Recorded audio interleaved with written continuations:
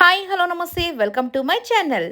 నువ్వుంటే నా జతగా సీరియల్ తరపున మీకందరికీ కనుమ, భోగి, సంక్రాంతి శుభాకాంక్షలండి. ఇక మీరంతా కూడా హ్యాపీగా ఉండాలని, ఈ యొక్క ఇయర్ మొత్తం కూడా మీరు సంతోషంగా మీ కుటుంబ సభ్యులతో అందరితో కలిసి సంతోషంగా ఉండాలని మనస్ఫూర్తిగా కోరుకుంటున్నాం మా యూట్యూబ్ ఛానల్ తరపున. ఇక ఈరోజు సీరియల్లోకైతే వెళ్ళిపోదాం. ఎప్పుడెప్పుడా అని ఎదురు చూస్తున్న మిథున, దేవ వీళ్ళిద్దరి యొక్క దాంపత్య జీవితాన్ని చూడాలని కోరుకునే వాళ్ళందరూ కూడా ఇక నుంచి మంచి మంచి చిన్న చిన్న క్యూట్ రొమాన్స్ అయితే వీళ్ళిద్దరి మధ్య కనబడుతూ ఉంటుంది. అలాగే కొన్ని కోపాలు, కొన్ని తాపాలు వీటి మధ్య ఈ యొక్క సీరియల్ అయితే కొనసాగబోతుంది. ఇక అలాగే మిథునని ఎంతగా ప్రేమిస్తున్నాడో దేవ ఈ యొక్క ఇక రాబోయే ఎపిసోడ్స్లో మనకైతే కనబడబోతుంది. అలాగే మిథున కోసం తనకి ఇష్టమైనటువంటి వృత్తిని కూడా వదిలేశాడు దేవ. అసలు ఏం జరిగింది, ఎలా జరిగింది, ఇవన్నీ ఈరోజైతే చూసేద్దాం. ఇక దేవ వచ్చేసి మిథునని తనని కౌగిలించుకుంటానని చెప్పేసి అన్నాడు కదా, ఎవరికి తెలియకుండా, నీకు కూడా తెలియకుండా నేను నిన్ను హక్ చేసుకుంటానని చెప్పేసి శపథం అయితే చేశాడు కదా. అందుకని ఇక మిథున కోసం ఎదురు చూస్తూ ఉంటాడు. ఎక్కడ ఉంది ఈ అమ్మాయి, ఎక్కడ ఉంది, ఎక్కడికి వెళ్ళిపోయిందని చెప్పి చూస్తున్న టైంకి మేడ మీద అయితే మిథున కనిపిస్తుంది. ఓ నువ్వు అక్కడున్నావా, సరే నీకు ఈ రోజు లోపల నేను నిన్ను హక్ చేసుకుంటానని చెప్పాను కదా, ఇక నేను వెళ్ళి నిన్ను హక్ చేసుకొని నీకు నిరూపిస్తాను, నేను చెప్పిన మాట అలాగే పాటిస్తానని చెప్పేసి శబ్దాన్ని నిరూపించుకుంటానని చెప్పేసి పైకైతే వెళ్తాడు. ఇక్కడ ట్విస్ట్ ఉందండి. ఇక్కడ పైన ఎవరున్నారు, దేవా వాళ్ళ అమ్మగారు కూడా బట్టలు ఆరేస్తున్నారు, ఇక్కడ మిథున కూడా బట్టలు ఆరేస్తుంది అనమాట. ఇద్దరు ఉన్నారు, కానీ దేవాకి ఓన్లీ మిథున ఉందని మాత్రమే తెలుసు. సరే అని చెప్పేసి మేడ మీదకి వచ్చేస్తే ఒక సైడ్ వచ్చేసి ఒక శారీ వెనకాల వాళ్ళ అమ్మగారు, ఒక శారీ వెనకాల మిథున అయితే ఉంటుంది. ఇక మిథున దేవాని చూసేసి ముసిముసి నవ్వులు నవ్వుకుంటూ ఆ యొక్క చీరనైతే జరిపేసుకుంటుంది కనబడకుండా. ఇక దేవా ఏమనుకుంటాడు, ఓ నువ్వు చీర వెనకాల ఉన్నావు కదా, నువ్వు చీరలు ఆరేసినావు కదా, ఉండు నీ సంగతి చెప్తాను అని చెప్పేసి తనని వెళ్ళి పట్టుకునేదానికి చిన్నగా వస్తూ ఉంటాడు. ఇక మిథున అయితే నవ్వుకుంటూ ఉంటుంది. అబ్బో ఇప్పుడు చూడు ఏం జరగబోతుందో అన్నట్టుగా నవ్వుకుంటూ ఉంటుంది. ఏది అయితే జరగకూడదో అదే జరిగిందండి. ఇక దేవా వాళ్ళ అమ్మగారిని వెనకాల నుంచి పట్టేసుకొని, ఏ దొరికేసావు, నేను నీతో శపథం చేసిన పని నేను చేసేసాను, నిన్ను హక్ చేసుకున్నానని చెప్పేసి అరుస్తూ ఉంటాడనమాట. ఇక దాంతో వాళ్ళ అమ్మ చీ రేయ్ వదలరా అని చెప్పేసి అనగానే అని చెప్పేసి ఈ శారీని ఇటు జరపగానే వాళ్ళ అమ్మగారు సారీ అమ్మా, నేను మిథున అనుకున్నానమ్మా, మిథునతో నేను ఒక శపథం నోర్మల్ ఇవన్నీ నాకు చెప్పకండి, మీ సరసాలు ఏదన్నా ఉంటే మీ గుడిసెలో పెట్టుకోండి, అంతేకాని ఇట్లాంటి పనులన్నీ ఇక్కడ చేయకండి రా అని చెప్పేసి గట్టిగా అరుస్తుంది అనమాట. ఇక దాంతో ముసిముసి నవ్వులు నవ్వుకుంటూ మిథున సైడ్ నుంచి చూస్తూ ఇక వాళ్ళ అత్తగారు చూసేసరికి కోప్పడేసరికి కామ్గా తలదించుకుంటుంది. ఇక పొండి అని చెప్పేసి ఆమె అక్కడి నుంచి వెళ్ళిపోతుంది. ఇక మిథునని చూసి దేవా ఇచ్చి ఏంటి మిథున ఇలా చేసావు, మా అమ్మ ఇక్కడ ఉందని చెప్పాలి కదా, నాకు అనవసరంగా మా అమ్మ చేత తిట్లు తినాల్సిన పరిస్థితి వచ్చింది అని చెప్పేసి చెప్తూ ఉంటే ఇక మిథున వచ్చేసి నవ్వుకుంటూ ఏం సార్ అయ్యిందా, బాగా అయిందా, నాతో శపథం చేస్తావా, నువ్వు శపథం చేసినట్టు నన్ను కౌగిలించుకోలేకపోయా, నన్ను హక్ చేసుకోలేకపోయావు కదా అని చెప్పేసి అంటూ ఉంటుందన్నమాట. హే ఉండు నీ పని చెప్తాను అని చెప్పేసి ఇక తనని పట్టుకొని ఇట్లా చేతులు వెనక పెట్టి ఇలా చేస్తున్న టైంలో ఇద్దరు ఒకరితో ఒకరు కళ్ళల్లో చూసుకుంటూ నవ్వుకుంటూ అలాగా కొద్దిగా క్యూట్ మూమెంట్స్ లాగా ఒకరిని ఒకరు పట్టుకొని ఇలాగా అంటూ ఉంటారు అనమాట, ఒకరి కళ్ళల్లో ఒకరు చూసుకుంటూ. ఇక ఇలా జరుగుతున్న టైంలో ఇక వాళ్ళ నాన్న గొంతు అయితే వినపడుతుంది, శారదా అని. ఇక వీళ్ళిద్దరూ బెదిరిపోయినట్టు ఓకే మా నాన్న గొంతు అన్నట్టుగా, అంటే ఎవరో వస్తున్నారు అన్నట్టుగా వీళ్ళిద్దరు పట్టుకున్న చేతిని వదిలిపెట్టేసి సరే అని కిందకి వెళ్ళిపోతారు. ఇక మాస్టర్ గారు వచ్చేసి శారదా అని పిలిస్తే ఏంటండి అంటావేంటి, రెడీ అవ్వు త్వరగా మనం బయటికి వెళ్ళాలి షాపింగ్ అంటే, అదేంటండి ఇప్పుడు షాపింగ్గా, ఎక్కడికి బయటికి అని అంటే, అదేంటి మర్చిపోయావా రేపు సంక్రాంతి కదా, మన పిల్లలకి మనం బట్టలు తీసుకురావాలి కదా ప్రతి సంవత్సరము, ఇది ఒక ఆనవాయితీగా నాకు ఇష్టమైన పండగ నీకు తెలుసు కదంటే, అవునండి మర్చిపోయాను, అసలుకి ఈ సమస్యలు అన్నింటిలో పడి అసలు పండగనే సంగతే మర్చిపోయారు, అయినా కానీ మీకు సంక్రాంతి అంటే ఒక మంచి సెంటిమెంట్ అని నాకు మర్చిపోయాను, ఎట్లా ఉన్నా కానీ ఎలాంటి పరిస్థితిలో ఉన్నా డబ్బులు ఉన్నా లేకపోయినా అప్పు చేసి మరీ వీళ్ళందరికీ బట్టలు తీసుకొని వచ్చి వాళ్ళందరి కళ్ళలో సంతోషాన్ని ఎప్పుడు చూస్తూ ఉంటారు కదా, సరే నేను త్వరగా రెడీ అయ్యి వస్తానని చెప్పేసి వీళ్ళిద్దరు మాట్లాడుకున్న సంగతి మన దేవ మిథున కూడా వింటూ ఉంటారనమాట. ఇక వాళ్ళిద్దరు వచ్చేసి ఏంటి దేవా ఏంటి నీ కళ్ళల్లో నీళ్ళు వస్తున్నాయంటే, లేదు మిథున మా నాన్నకి సంక్రాంతి అంటే చాలా ఇష్టము, చిన్నప్పటి నుంచి మా ముగ్గురికి అన్నదమ్ములకి బట్టలు తీసుకొచ్చి ఇదిగో పెద్దోడా చిన్నోడా మధ్యలో అదే మా అన్నయ్యకి మా ముగ్గురికి తీసుకొచ్చి మేము ముగ్గురు వేసుకొని సంతోషపడుతూ ఉంటే మా నాన్న దాన్ని చూసి ఎంతో సంతోషపడుతూ ఉంటాడు. ఆయన కళ్ళల్లో ఒకలాంటి సంతోషం కనబడుతూ ఉంటుంది. చిన్నప్పటి నుంచి మాకదొక ఆనవాయితీ. అందుకే సంక్రాంతి వస్తే మాకు చాలా బాగా హ్యాపీగా ఉంటుంది. బట్ మొదటిసారి నేను మా నాన్న చేతుల్లో నుంచి బట్టలు తీసుకోలేకపోతున్నాను. అదే నాకు చాలా బాధగా ఉంది. అంటే అదెందుకు దేవా అలా అనుకుంటావు? తండ్రికి ఎప్పుడైనా కానీ బిడ్డలంటే ఎంత కోపమున్నా కానీ వాళ్ళకి బట్టలు తీసుకురాకుండా వస్తాడా? సో, ఆయన తీసుకురానని చెప్పలేదు కదా! ఏమో తీసుకొని వస్తాడేమో, నువ్వేమి కంగారు పడకు. నువ్వు కామ్‌గా ఉండు అని చెప్పేసి చెప్తుందనమాట.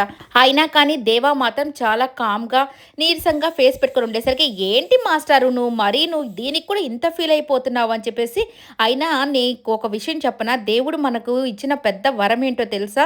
సో, మనల్ని మనము అంటే సమర్థించుకోవడము, మనల్ని మనము ఓదార్చుకోవడము, కన్నీళ్ళని మర్చిపోవడము, ఇవన్నీ దేవుడు మనకిచ్చిన ఒక వరము.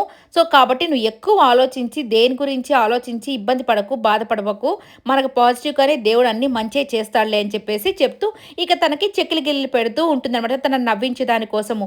సో, మర్చిపో వాటన్నిటి గురించి అని చెప్పేసి చెకిలి గిల్లి మీద ప్లీజ్ మిదిన వద్దులే మిదిన అని చెప్పి ఇలా కొద్దిగా క్యూట్‌గా ఆడుకుంటూ ఇట్లా చెకిలి గిల్లి పెట్టుకుంటూ వీళ్ళిద్దరైతే లోపలికి వెళ్ళిపోతారు. ఇక వాళ్ళ అమ్మా, నాన్న ఇద్దరు బట్టలు తీసుకొని వచ్చేసేసరికి వీళ్ళిద్దరు ఏంటి రంగా అలాగే మన సూర్యకాంత్ ఇద్దరు కూడా రీల్స్ చేసుకుంటూ డాన్సులు వేసుకుంటూ ఉంటారనమాట. ఇక ఇట్లా డాన్స్ వేయి, ఇట్లా డాన్స్ వేయి అని రంగాకి చెప్తుంటే, "ఏయ్! నేనేమన్నా పెద్ద కొరియోగ్రాఫర్‌నా లేకపోతే ఏదన్నా డైరెక్టర్‌నా ఇట్లా చెయ్యి, అట్లా చెయ్యి అని చెప్తున్నావు. నేను ఏదో ఒక డాన్స్ ఏస్తున్నాను కదా!" అని వీళ్ళిద్దరనమాట. "ఏయ్! ఏంటి నువ్వు అట్లా అంటున్నావు? నా పాటకు తగ్గట్టుగా నువ్వు డాన్స్ వేస్తేనే కదా మన రీల్ బాగొచ్చేదని" వీళ్ళిద్దరు అనుకుంటూ, ఇక అత్తయ్య, మావయ్య వచ్చే లోపల మన రీల్‌ని కంప్లీట్ చేసుకోవాలి. వాళ్ళొచ్చేసరికి మళ్ళీ తర్వాత కష్టమైపోద్ది కదా! అని అనుకుంటూ ఉన్న టైంకి ఇక వీళ్ళ అమ్మా, నాన్న ఇద్దరు అయితే వచ్చేస్తారనమాట బట్టలు తీసుకొని. ఇక పెద్దోడా, చిన్నోడా అని పిలవగానే, "అమ్మో! మా అమ్మ, మా నాన్న వచ్చేసారు పదవే ఇక మనం గాని రీల్స్ చేసినామంటే ఇక వాళ్ళు తరుముకుంటారు" అని చెప్పేసి చెప్తూ ఉంటాడు. సరే అని చెప్పేసి హ్యాపీగా అందరూ వచ్చేసిన తర్వాత బట్టలైతే ఇచ్చేసారు. పెద్దోడా ప్రమోదిని నువ్వు కూడా కూర్చో అని చెప్పి వాళ్ళిద్దరికి బట్టలు ఇయ్యగానే వాళ్ళొచ్చి సంతోషపడతారు. ఇక చిన్నోడా నువ్వు నీ భార్య కూడా ఇదిగోండిరా అంటే వాళ్ళ కాళ్ళకి నమస్కారం పెట్టేసి అందరూ బట్టలు తీసుకుంటారు. ఇక మిథున, దేవ అయితే బయట నుంచి చూస్తూ ఉంటారు. మన కోసం కూడా ఏమైనా తీసుకొని వచ్చుంటారా అని చెప్పేసి ఆశగా ఎదురు చూస్తుంటారు. ఇక వీళ్ళ నాన్న చిన్నోడా అని చెప్పేసి దేవాని కూడా పిలుస్తాడు. కానీ మధ్యలో ఓకే. వాడు లేడు కదా అనేసి కామ్‌గా అయిపోతాడు. పాపం దేవ అయితే ఆశగా చూస్తూ ఉంటాడనమాట. నన్ను కూడా పిలుస్తాడా మా నాన్న అని చెప్పేసి చూస్తుంటాడు. కామ్‌గా అయిపోయిన తర్వాత ఇక ప్రమోద్‌ని వచ్చేసి అదేంటి మావయ్య అదే ఆనంద్ కూడా అడుగుతాడనమాట. "అదేంటి నాన్న మా ఇద్దరికే తీసుకొనొచ్చావు. ఇక చిన్నోడికి ఎందుకు తీసుకురాలేదు? దేవాకి వాడి భార్యకి కూడా తీసుకురావాలి కదా! ఇది వాళ్ళ మొదటి పండగ కదా! మీరు వాళ్ళకి కూడా తీసుకొచ్చుంటే బాగుండేది" అని చెప్పి అడుగుతున్న టైంకి ఇక "పెద్ద బాబు నీకెన్ని సార్లు చెప్పాలి? నాకుండేది ఇద్దరు కొడుకులే. నా మూడో కొడుకు చచ్చిపోయాడని చెప్పాను కదా! మళ్ళీ దాని గురించే మాట్లాడతావు. నాకు ఇంకెవ్వరు లేరు. కొడుకు లేరు, కోడలు లేరు, ఎవరు లేరు. నాకుండేది ఇద్దరు కొడుకులు, ఇద్దరు కోడళ్ళు మాత్రమే" అని చెప్పగానే ఇక దేవ చాలా బాధపడుతూ మిథున కూడా కన్నీళ్లు పెట్టుకుంటూ బయటుంటుందనమాట. ఇక ప్రమోదిని వచ్చేసి "అదేంటి మావయ్య అలా అంటున్నారు? సో, మనమంతా సంతోషంగా కొత్త బట్టలు, కొత్తగా పండగ చేసుకుంటూ ఉంటే ఇంక కోడలొచ్చేసి ఏడుస్తూ ఉంటే అదొక సంతోషంగా ఉంటుందా మనకు? అది వాళ్ళ కన్నీళ్లు మనకేం సంతోషాన్ని తీసుకొని వస్తాయి. సో, ఇక వాళ్ళకి కూడా ఫస్ట్ పండగ కదా! వాళ్ళకి మాత్రం ఎవరున్నారు? మనమే కదా ఉండేదని చెప్పి చెప్తూ ఉండగానే ఇక వాళ్ళ అత్తయ్య వచ్చేసి "ఏ ప్రమోదిని నీకెన్ని సార్లు చెప్పాలి? మీ మావయ్య చెప్పింది ఒకసారి నీకు అర్థం కావట్లేదా? మాకుండేది ఇద్దరు పిల్లలే అని చెప్తున్నాం కదా! కొడుకే లేకపోతే ఇక కోడలు ఎక్కడి నుంచి వస్తుంది? మూడో కొడుకు. సో, వాళ్ళిద్దరి గురించి నువ్వు ఎక్కువ మాట్లాడొద్దు" అని చెప్పేసి ఇక వీళ్ళు మాట్లాడుతున్న టైంకి ఇక పాపం దేవా మీద మళ్ళీ ఏడుస్తూ బాధపడుతున్న టైంకి ఇక్కడేంటంటే ప్రమోదిని వాళ్ళ కూతురైతే ఒక ఆటో అయితే శబ్దం వస్తుంది. అదేంటి ఆటో శబ్దం వస్తుంది? ఎవరొచ్చారు? అని చెప్పి చూస్తున్న టైంకి ఇక మన రంగా వాళ్ళొచ్చేసి అదేమన్నా భాను వచ్చిందేమో, ఇప్పుడు మనల్ని తగాదా పెట్టుకుంటుందేమో, మనల్ని ఇంట్లో అదే నానా మాటలు అడగడానికి వచ్చేసిందేమోనని చెప్పి చెప్తూ ఉంటే, అయ్యో! అందరూ కంగారు పడుతూ ఉంటారు ఆటో శబ్దం వినగానే. ఇక చూస్తే ఏంటంటే ప్రమోదిని వాళ్ళ కూతురనమాట. కొత్త క్యారెక్టర్‌ని తీసుకొని వచ్చేసారు పండగకి. ఇక ఆ పాపని చూడగానే ప్రతి ఒక్కరు సంతోషంతో వాళ్ళ మొహాల్లో వెలుగులొచ్చేస్తాయనమాట. ఇక దేవ కూడా సంతోషంగా ఉంటాడు.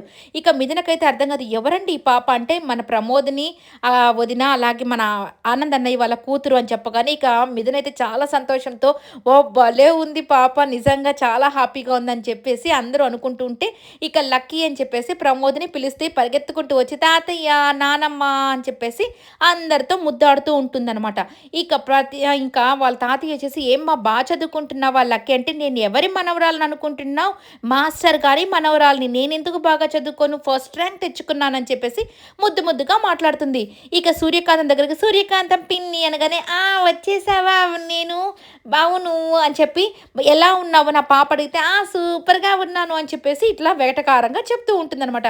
ఇక అందరూ సంతోషంగా ఉన్న టైంలో ఈ పాప వచ్చేసి అందరూ ఉన్నారు, మన దేవా బాబాయ్ ఎక్కడున్నాడు అని చెప్పేసి అంటూ ఉండగానే అందరి ఫేసెస్ కామ్‌గా అయిపోయారనమాట. ఇక దేవాని బయట చూసి, అదిగో దేవా బాబాయ్ ఎక్కడున్నాడు, నేను దేవా బాబాయ్ దగ్గరికి వెళ్తాను అని చెప్పేసి పరిగెత్తుకుంటూ వెళ్తున్న టైంకి ఇక మన సూర్యకాంతమతి, "అమ్మ పాప ఉండుండు. నువ్వు ఇప్పుడే కదా వచ్చావు. ఆయన దగ్గరికి నువ్వు వెళ్ళకూడదు గానీ, వాళ్ళది వేరే రూటు, మనది వేరే రూటు.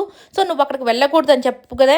"లేదు నేను బాబాయ్ దగ్గరికి వెళ్తాను" అని చెప్పేసి వెళ్ళబోతుంది. ఇక వాళ్ళ నానమ్మ వచ్చేసి ఆపేసి, "నువ్వు ప్రమోద్‌ని, పాపని లోపలికి తీసుకొని వెళ్ళు. ఇప్పుడు కాదులే నాన్న, ఇప్పుడు నైట్ అయిపోయింది కదా! సో, రేపు మార్నింగ్ మాట్లాడదువులే. ఇప్పుడు వెళ్ళి ఫ్రెష్ అయ్యి పడుకోపో" అని చెప్తే, "ఎందుకు మీరెవ్వరు బాబాయ్ దగ్గరికి నన్ను పంపించట్లేదు" అని చెప్పేసి పాపం పాప చాలా ఏడుస్తూ ఇక వాళ్ళ అమ్మ లోపలికి తీసుకొని వెళ్ళిపోతుందనమాట. ఇక పాపం దేవా, మిథున ఇద్దరు బాధపడుతూ ఎందుకు వీళ్ళు మనల్ని ఇట్లా చేస్తున్నారు అన్నట్టుగా బాధపడుతూ వీళ్ళు కూడా లోపలికి వెళ్ళిపోతారనమాట. ఇక రేపటి రోజున చక్కగా అందరూ సంక్రాంతి ముగ్గులు వేసుకుంటూ ఉన్న టైంకి ఇక మన రంగా వచ్చేసి అమ్మ అమ్మ అని పిలుస్తాడు. ఏంట్రా ఏమైందంటే, ఎవరో మన ఇంటి ముందు చాతపడి చేసినట్టు ఈ ముగ్గేశారంటే ఆ ముగ్గేసింది ఎవరో కాదు సూర్యకాంతం అనమాట. దాన్ని చూసి చాతపడి ముగ్గనే అనుకుంటూ ఉంటాడు. ఇక దాంతో మిథున నవ్వుకుంటూ ఏంటి అది ఎవరేశారంటే మీ భార్య వేసిందని చెప్పి చెప్తుంది. ఇక అందరూ కలిసి మిథున వేసిన ముగ్గుని పొగుడుతూ ఇలా ఉండాలి ముగ్గంటే, ఇలా వేస్తే దేవతలు మన ఇంట్లోకి వస్తారు, ఇలాంటి ముగ్గులు వేస్తే దేవతలు కాస్త వెనక్కి వెళ్ళిపోతారని ఇలాగా సరదాగా సాగిపోతుంది. దీంట్లో ఇక పురుషోత్తంని ఎదిరించడానికి మన దేవ తయారైపోయాడు. అన్నా నాకు భార్యకి ఇట్లాంటివన్నీ ఇష్టం లేదు, నేను ఇంకటి నుంచి ఈ దందాగిరీలు ఇలాంటివి చేయను, సో ఇక్కడి నుంచి నేను వెళ్ళిపోతాను, మంచిగా ఉండాలనుకుంటున్నానని చెప్పి చెప్పగానే ఇక రుద్ర అయితే తన షర్ట్ని పట్టుకొని, రేయ్ నువ్వు కూలోడివిరా, మా నాన్న దగ్గర పనిచేసేవాడివి, నువ్వు పనోడుగానే ఉండాలి, అంతేకాని ఇక్కడి నుంచి వెళ్ళిపోతాను వేరుగా జీవిస్తాను అంటే ఒప్పుకునేది లేదు, నువ్వు మా నాన్న దగ్గరే పనిచేసేవాడివి, పనిచేసేలాగే ఉండు అని చెప్పేసి చెప్పగానే ఇక దేవ కూడా తన షర్ట్ పట్టుకుంటాడు. చూడాలి ఇంకా రేపు ఏం జరగబోతుంది అనేది. ఈ వీడియో అంతా మీకు నచ్చినట్టయితే లైక్ చేయండి, షేర్ చేయండి, కామెంట్ చేయండి, సబ్స్క్రైబ్ చేయండి.